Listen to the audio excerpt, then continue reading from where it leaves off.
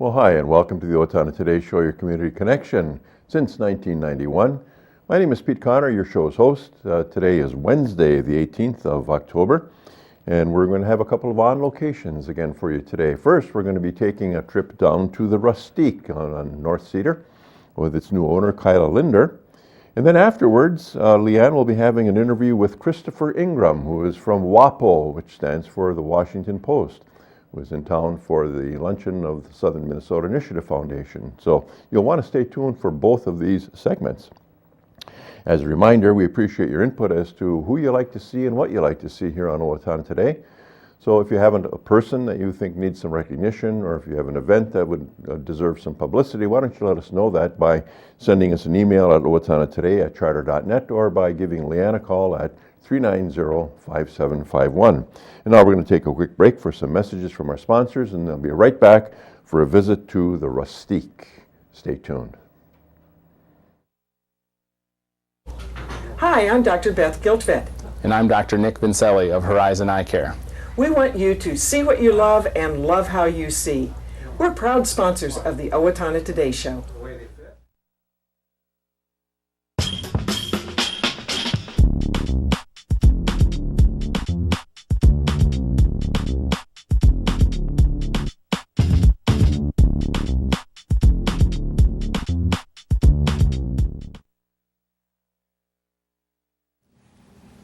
Hi, I'm David Denai, and I play Lord Farquaad.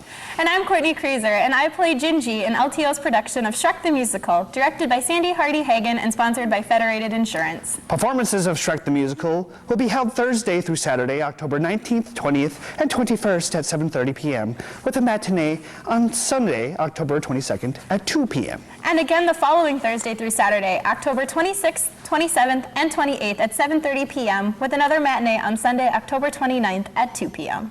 Tickets are available at the LTO box office by calling 451-0764 or online at littletheaterofowatonna.org. Don't miss LTO's production of Shrek the Musical! Welcome back to the Owatonna Today Show, your community connection. I am in downtown Owatonna at the Rustique, and I am here with the new owner of the Rustique, Kala Linder. Hi, Kala. Welcome to the Owatonna Today Show. Thank you. Well, now, you have been owner of the Rustique for how long? Since September 5th, so it'll be a month tomorrow. Tomorrow, right? Yeah. Okay, as we're filming this prior to our actual air date. For those people who are not familiar with the Rustique, tell us where you're located. We are located downtown Owatonna at 207 North Cedar Avenue, right next to Old Town Bagels and across from Ace Hardware. Yes, okay. And what are your hours of operation? So right now we are posted that our hours are Tuesday through Friday from 9 to 5, closing occasionally from 3 to 3:30, and then Saturdays from 9 to 3. However, we are testing Mondays, so we may open on Mondays here pretty soon. Oh, okay. Wonderful. So now, how did you come to be owner of the Rustique? Well, it's kind of a funny story. We moved to Owatonna about a year ago. From Hibbing, Minnesota. Okay. So you're enjoying the warmer climate, right? Well, yes, we are. Well, let's wait for another winter and see how that goes again. All but right. the last winter was good. So we moved here from Hibbing, and our friends actually got us to move here, and I moved for a job and wasn't completely satisfied, was working part-time. When I was looking for a rug, a friend of mine said, come down to the Rustique and see if you can find one that was on consignment. And went on Facebook, found they were selling and looking for owners, so I came in and talked to Tammy, and after 3-4 days of talking to her, we decided to go ahead and purchase, and I made myself a full-time job here in Owatonna, and there you go. We absolutely love the area and the communities around. Oh, that's wonderful, and I think everyone here in town who has been a patron of the Rustique is really glad that it's staying open, because it really has developed quite a following. It has, and we've asked Tammy and Karen both to stay a part of the store as much as they want. We've designated a corner to call Karen's Corner. Oh yes, tell me about that. So we are going to designate one of our corners that has the fall decor in it right now through the window. Because Karen had came to the store as loving what she did here. And we felt really heartbroken of what had happened with her and having cancer and things. So we wanted her to stay a part of the store. So we've asked her and told her that she can come anytime she wants. Even to come and just visit with the customers or the clientele that come in. Because I'm sure that's part of one of the things that she misses the most is the interaction with the customers that would come in. Oh, definitely, definitely. So we're going to designate part of the store to her so she can still feel alive in here and come anytime she wants. Oh, that's a really nice, loving tribute to both Karen and Tammy. Yes, both. Yes. And as I pan around the store here, you are full. Oh my gosh. We are getting full. We are looking for more items for our basement. Okay. Just with the change of ownership as well as us coming on new, we've gone through a lot of different items. So our basement is starting to fill up, but we are still looking for more items. Okay. And everything is so attractively displayed. I mean, it's just absolutely amazing. Now, are all of these things on consignment? Everything in our store is on consignment. So everything that is here for sale is ownered to another person. They bring their items in and they place them under consignment, which is very easy. You either drop off your items, send a picture or a text message of your large items, and we will let you know if we're interested in taking them in. And then basically what happens is you sign a form stating that you would like to place them on consignment, and you have 120 days for your item to be in the store before we discount it. And then after 180 days, we would ask you to pick up your items, or you can donate them either to the store or we can donate them elsewhere. And then you would get 50% of anything that would sell on your consignment. Otherwise, if it's over $100, you would get 60% on your consignment. So it's very easy and simple. And a great way to sell your items without having to go on Facebook and have a random person that you don't know come to your home and things like that. So the Facebook or the Craigslist or something like that. Yes. Right. So that's basically the criteria. And what shape do items need to be in? They need to be in good shape. So we are looking for things that are in style and in fashion today. And they have to be in good shape, no rips or tears in furniture, things like that. So we do ask that items are like new or gently used. Okay, all right. Now you have some plans to make a few more additions, which is kind of amazing actually with everything that's already in here. Tell us about what you're contemplating. So some of the additions that we are looking at are the men's clothing line. So we are looking to bring in business casual and business wear for men. And that includes shoes, ties, belts, watches, and things like that for men. We feel there's not enough in Owatonna for men to shop. That's very true. Yeah, so my husband felt that we really need something here for the men. So we're gonna add that line to our store. Oh, wonderful. Yeah. Wonderful. And then you said you were contemplating designating a room for crafts. Tell us about that. Yes. So we are looking to design one room, just like our Karen's Corner. We're looking to do a room like that to just have some of our crafts. We know that some of the farmers market vendors maybe don't have a place to sell their items, especially in the winter time. So we are looking to bring those vendors in that would like to bring their homemade items to the store and sell them here for a percentage of sales and things. And we'll designate a room just for that. So then you can let your people know too that, hey, we have a place where we have our items stored. You can go there and purchase them or take a look at them and kind of go from there. So it's kind of a nice win-win for you everyone. and a win-win for them. Exactly. Oh, that's great. Any other ideas percolating up there? You know, other ideas is we're starting an online sales as well, so we're going to eventually have that going. Oh, great. Yep, and then we're starting to get more involved in the community as well, my husband and I, so we'll be out and about trying to meet everybody that we can and help out in ways that we can as well.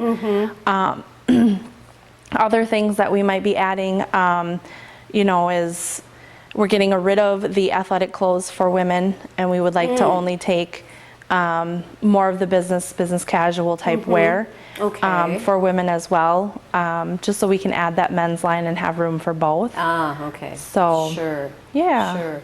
And I would guess that maybe the athletic wear didn't sell as well as some of the others, or maybe it did. Well, you know, we had a small portion of athletic wear. okay.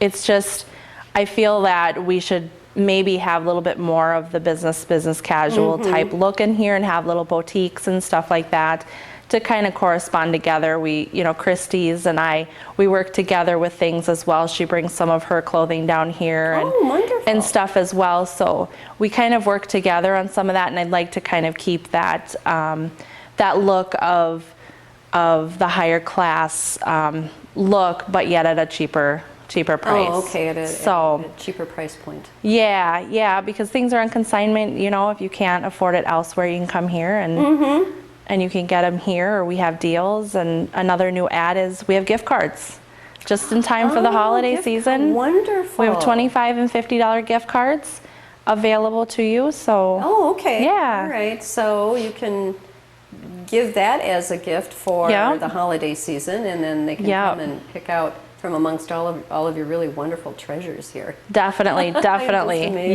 Yes. How many consigners do you have right now? Do you have We any? have over 400 consigners. Oh my Yes. gosh. So we have a lot of consigners. That is Yeah. great. And are they just from the Owatonna area? Not everybody's from Owatonna. We've had some people from Faribault, from Austin, Albert Lee, things like that. So we do have Okay, consigners so they from do come outside the from area. Come from a ways. Yeah, but yes. most of them are in Owatonna. Okay. Yeah. All right. Yep. Yeah. Well, that. Yeah. Well, that's really wonderful, because you're supported by the community in a couple of different ways. You're Yes. supported by those consigners that come in and bring their treasures that they just don't want to discard. They want someone else to be able to enjoy them. Yep. Yeah. Exactly. That's really good. Yeah. All right. Well, welcome to the Owatonna Thank community. you. We are so glad that you are here. Thank you. And continuing the tradition of the Rustique. And again, tell us where you are located and your hours of operation. Yes, we are located downtown Owatonna at 207 North Cedar Avenue, right next to Old Town Bagels and across the street from Ace Hardware. And our hours right now are Tuesday through Friday from 9 to 5, closing occasionally from 3 to 3:30, Okay. and then open on Saturdays from 9 to 3. Soon we will be open on Mondays, so watch our Facebook page if you want to see new items, or if you want to see our hour change. And then our phone number is 507-413-6390 if you have any questions as far as consigning or just questions in general. Okay, or just stop in and chat with you. All right. Exactly. Well, thank you so much for inviting us into your store here. And everyone, you have to come in and take a look at what the Rustique has to offer. It changes every day, so It does. New items. come often. All right. Thank you so much. And audience, please stay with us. We will be right back after a word from our sponsors. Amy Swain Hearing Centers is a proud sponsor of the Owatonna Today Show. I'm Dr. Amy Swain, and I want everyone to hear better. Carbon monoxide is a colorless, odorless gas produced by gas-fired appliances in your home. The state of Minnesota requires that you have a carbon monoxide alarm within 10 feet of sleeping areas in your home. We suggest you have a digital readout carbon monoxide alarm. That way we were able to check and see what the concentration amount was when the alarm went off. This has been a public safety tip from the Owatonna Fire Department. Hi, I'm Betsy Linger from the Owatonna Foundation. Your generosity has made Owatonna a better place to live by benefiting our community, the arts, recreation, and education. Please consider a donation today. The Owatonna Foundation is a proud sponsor of the Owatonna Today Show. At Triumph Graphics, we think beyond ink. That's why you should make us your source for creative concept, design, print, mail, and web. Check us out today at triumphgraphics.com.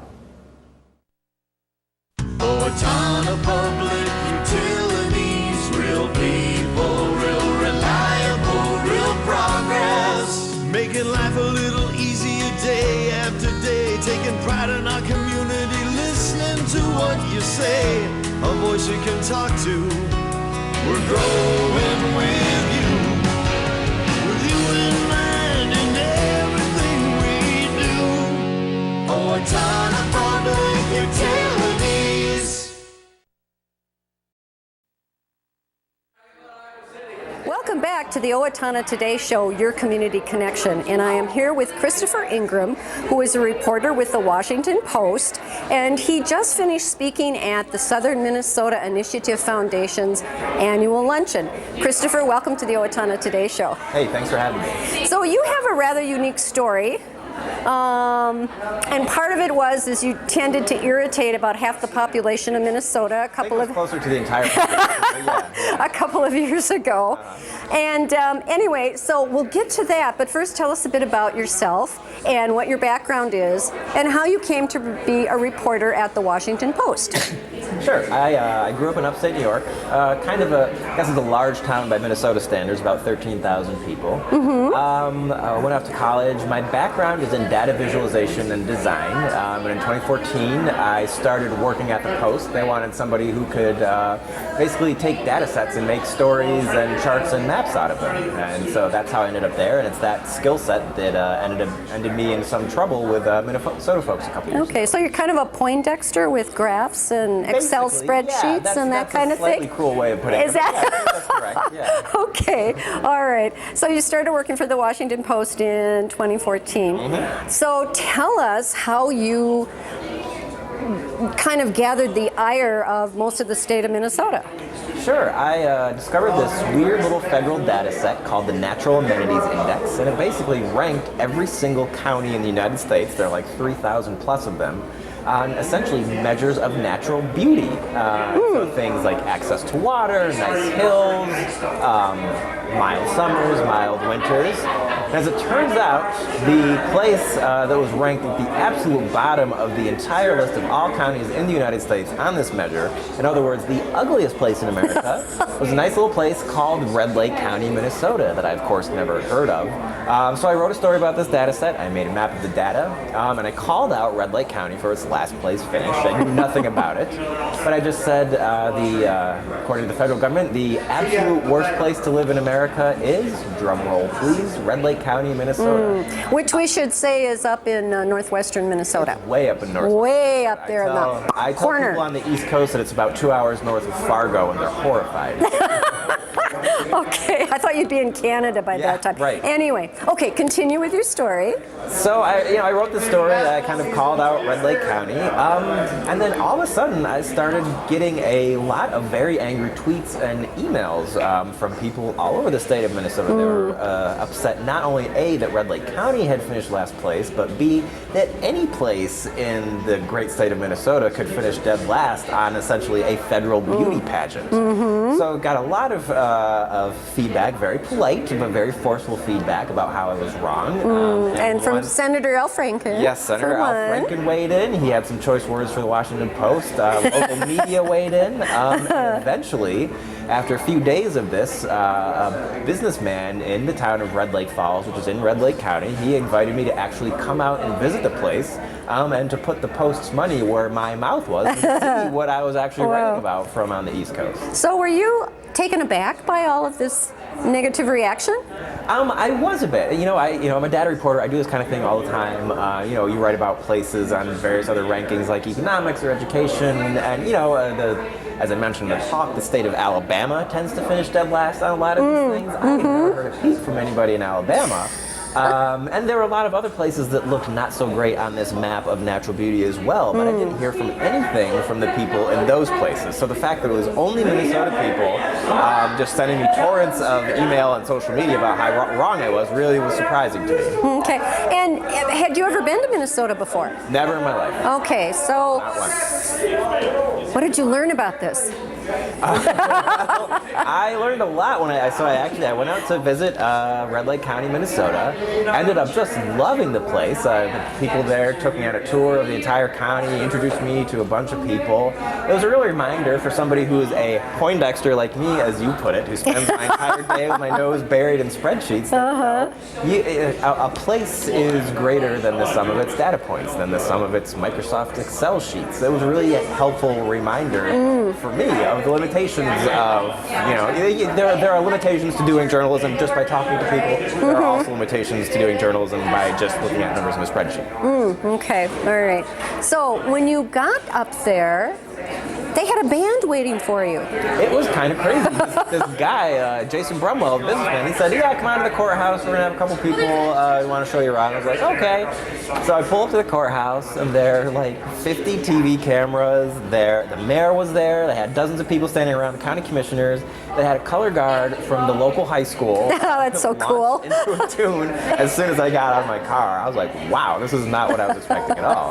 Because you were a little bit afraid definitely. to come. When I told my wife, I was like, hey, these guys in Red Lake County, they actually want me to come out and visit. And she's like, don't go, it's a trap. They're going to kill you. They're going to tar and feather you. They're going to, so she was not too keen on me going.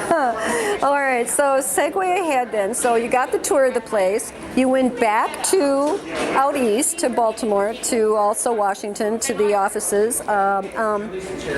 You were extremely enthusiastic. Yeah, I really loved the place. The entire time I was visiting on that 2 or 3 day visit, I was just, constantly comparing what people told me about their lives in Red Lake County and rural northwestern Minnesota versus my own life in D.C. And we were going through a challenging time at that place. The city is incredibly expensive. The whole area is expensive. The only place we could afford to live in was a 900 square foot row house outside of Baltimore. Just fine if it's just a married couple, but we had 2 twin boys who were 2 years old. The house was starting to get really small. I bet. We couldn't afford any place bigger because the prices were so insane. On top of that, I was commuting 15 hours a week basically to get to work. Hour and a half each way every single day. And that's on a good day. If the trains are broken down, if the subway's running slow, it can take 3-4 hours. Okay, so you commuted by train then most of the time? I commuted by car, train, subway, and then foot. So any single one of those points was where something could go wrong and throw off the entire rest of the day. Okay. Wow, so that's quite a journey to go to work. A journey every single day. And when you get into it and you do it for a long time, you don't think about it, it becomes bearable. But at some point, my wife and I sat down and we're like, this is not the life we had envisioned for ourselves. We did not envision ourselves doing this kind of rat race, this city rat race. Our kids, we're not seeing our kids, we're not seeing each other. Something's going to give. We need to make a big change in our life. So the change was? The change was, after a lot of deliberation and kicking things around, we decided to move out to Red Lake County. It was actually my mom's idea, who said, why don't you go visit that nice little town? And we looked at a lot of things like the price of living, the cost of living, just the community and the strength of the community, and just the value that we saw people put on education and early childhood education and the children in the community. It really impressed us, so we decided to take the plunge and see what happens. Okay, so when did you move there then? We moved there in, it was May of 2015. It snowed the first weekend we were there, so it was kind of a nice welcome to Minnesota. Yeah, especially in May. Never snows in Baltimore in May. No. Oh my gosh. Okay, so what kind of culture shock did you experience at first? Because you've been living this big city lifestyle for a number of years. Yeah, there were a lot of things. I mean, everybody knowing who you are, that was kind of strange. It was kind of strange until we realized that, it's the kind of place where everybody knows who they are anyway, right? Like, that's just how it is there. Right. So people, you wave when you walk by people rather than looking the other way and trying to ignore them. We had a couple small town drama incidents. I'll very briefly get into this. So we had this cat started showing up at our house, a very friendly cat, and we started feeding or whatever. Nobody in the neighborhood seemed to know where it was, who it belonged to. And one day we got this text from a friend, there's trouble on Facebook. She said, you better take a look. And somebody in the neighborhood, that it was their cat, and they thought that we were trying to steal their cat. Oh no! Not only that, there was this other accusation that we had been sneaking into their yard at night to steal plums off of their plum tree. So that was kind of like, welcome to the neighborhood. good. Yeah, welcome to small town gossip. Yes, yes. We straightened that all out or whatever. But it was kind of an entertaining thing. Good. And so you're still able to do your job for the Washington Post right up in northwest Minnesota. Yep, 99% of my job is phone and internet, and I can do that just as easily from there as I can from DC. Okay, so what benefits do you think you and your family have received from this? Yeah, time. Obviously, time we spend together. That's the huge thing, right? You don't get that back. I calculated I was spending something like 30 full 24 hours a day commuting every single year. So a 12th of my existence was spent commuting. That's gone now. I had that time is mine again. The time is my family's again. That's wonderful. We've got just a nicer community. The neighborhood kids come over and ask our kids to play, and the kids just go out and play. It's not a big thing. We didn't have that back in Baltimore and Maryland. Right. How old are your boys now? We have 2 4-year-olds, and we have another baby who's 6 months old. Oh, wonderful. So you really made the move at just the right time. Yeah, we did. Yeah. Yes. So have you become indoctrinated now into the Minnesota Nice? Yes, we have. Okay. Yeah, I'm still working on my Minnesota Nice. I still have a lot of East Coast not so nice in me, but we're working on our Minnesota Nice for sure. Takes a while to lose that, I yes, think. It does. Yes. Okay. Now, do you write a column for the Washington Post? It's stories, daily stories. I write daily stories. Between 5 and 10 stories a week. Anything data related. All right. So interesting things. just go online to the Washington Post and type in your name, and all of your stories will come up. You got it. Okay. And by the way, you did print a retraction about making a not so nice comment about. Yeah, I wouldn't call it a retraction, but I certainly did an apology of sorts, that's for sure. Okay, and what did you learn from that, the whole experience? That you can't judge a place by its spreadsheets. Very good. Christopher, thank you so much for joining us on the Owatonna Today Show. We wish you continued success with both the Washington Post and in your new life here in Minnesota. No problem. Thanks for having me. And audience, please stay with us. We will be right back after a word from our sponsors.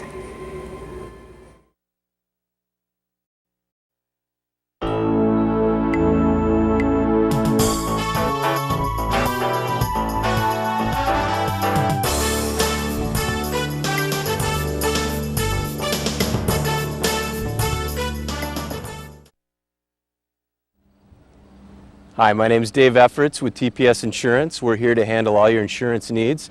We are a very proud supporter of the Owatonna Today Show. Welcome back to the Owatonna Today Show, your community connection. It's time now for some community announcements. The Steele County DFL is sponsoring a forum on healthcare for all presented by Minnesota State Senator John Marty. The forum will be held Thursday, October 19th from 7 to 9 p.m. in the Gainey Room of the Owatonna Library. Marty is the author of Healing Healthcare, the Case for a Common Sense Universal Health System, which describes the Minnesota Health Plan, a single statewide plan that would cover all Minnesotans for their medical needs. The public is welcome. A fundraiser for Alonzo Hernandez will be on Saturday, October 21st from 4 o'clock to 7 o'clock p.m. at the Owatonna Eagles Club. Spaghetti supper and silent auction donations will be used to help pay some of the medical expenses for Alonzo's kidney transplant. We will have the Autism Spectrum Disorder Parent Support Group meeting sponsored by the Advocates for Developmental Disabilities of Steele County. It'll be every fourth Tuesday. The first one will be on the 24th of October, and it will be from 6 to 7:30 p.m. at Associated Church at 800 Havana Road here in Owatonna. Owatonna Foundation is pleased to announce a scholarship opportunity for women. Funded by June A. and Melanie Nelson, the scholarship is for women of diversity or single mothers who wish to return to school and pursue a technical or 2-year college program. Scholarship criteria and applications are available on the Foundation's website. If you have questions, please contact Jill Holmes at 455-3059, and the deadline for applications is October 25th of 2017. And that'll take care of it for today. Please tune in on Friday when we will have Shock Talk. We will hear about students helping others choose, as well as having Superintendent Jeff Elstead with us as well. Thanks for being here today.